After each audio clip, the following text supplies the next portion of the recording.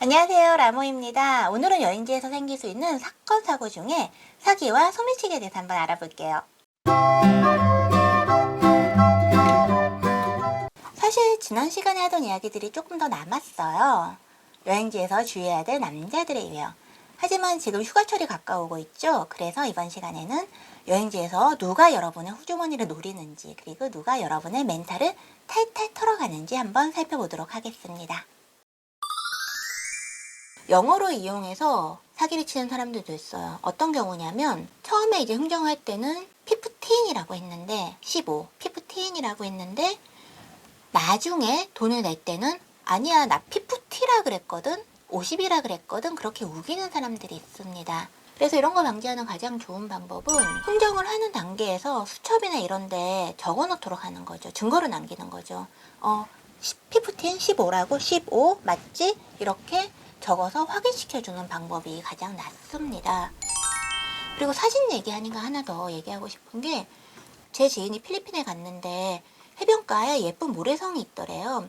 모래성에 이제 전구도 바짝바짝 박혀 있고, 그래서 이 친구가 지나가다가 사진을 찍었다고 합니다. 근데 사진 찍자마자 저 멀리서 웬 아저씨가 달려오더니 사진 찍었으니까 돈 내라고, 여기 포토존이라고 그랬대요. 근데 포토존이란 어떤 고지도 되어 있지 않았거든요. 그래서 이런 경우를 낚였다라고 하는데, 이런 식으로 순진한 여행자를 낚는 사람들도 있으니까 주의하시기 바랍니다.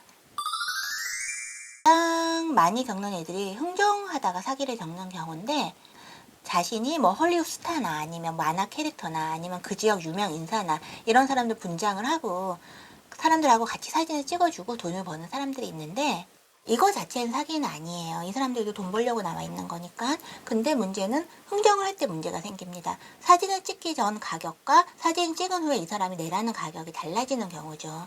저 같은 경우는 어떤 일이 있었냐면, 러시아에 갔어요. 모스크바에 가면 붉은 광장이라는 거대한 광장이 있습니다.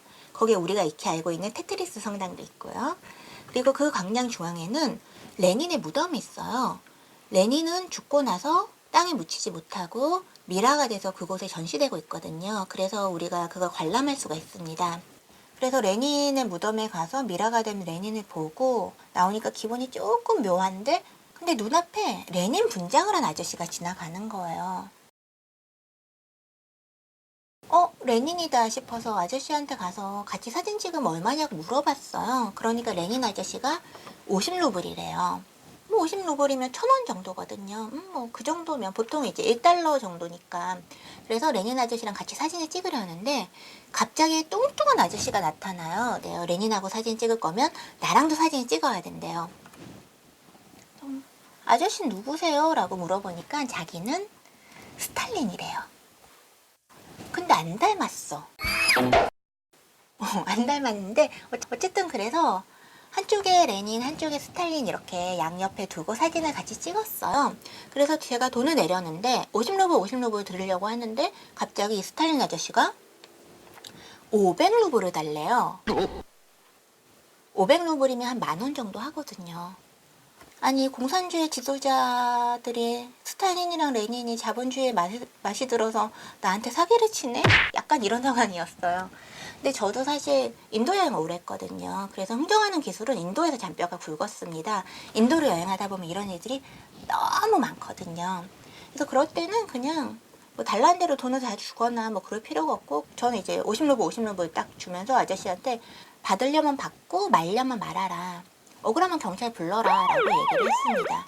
사실 이 사람들이 경찰을 부르지 못하거든요. 그러니까 스탈린 아저씨가 투덜투덜 하더니 그냥 돈을 받아서 가더라고요.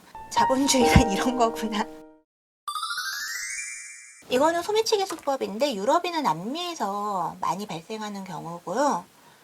갑자기 누가 이제 부르는 거예요. 너 옷에 뭐 묻었어. 뭐 케찹이 묻었을 수도 있고, 새똥이 묻었을 수도 있고, 뭐 흙이나 오물이 묻었을 수도 있어요. 그래서 뭐 묻었지 하면서 보는 순간 가방이 털리는 거예요.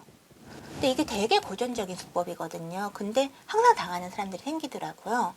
비슷한 걸로는 뭐가 있냐면, 눈앞에서 동전을 쫙 떨어뜨려요. 그래서 내 동전, 그래서 같이 동전을 주워주다가 가방이 털리는 경우가 있고요. 또 이제 파리에 가면 되게 유명한 아줌마인데 눈앞에서 반지를 떨어뜨려. 쨍그랑. 그래서 반지 떨어졌네.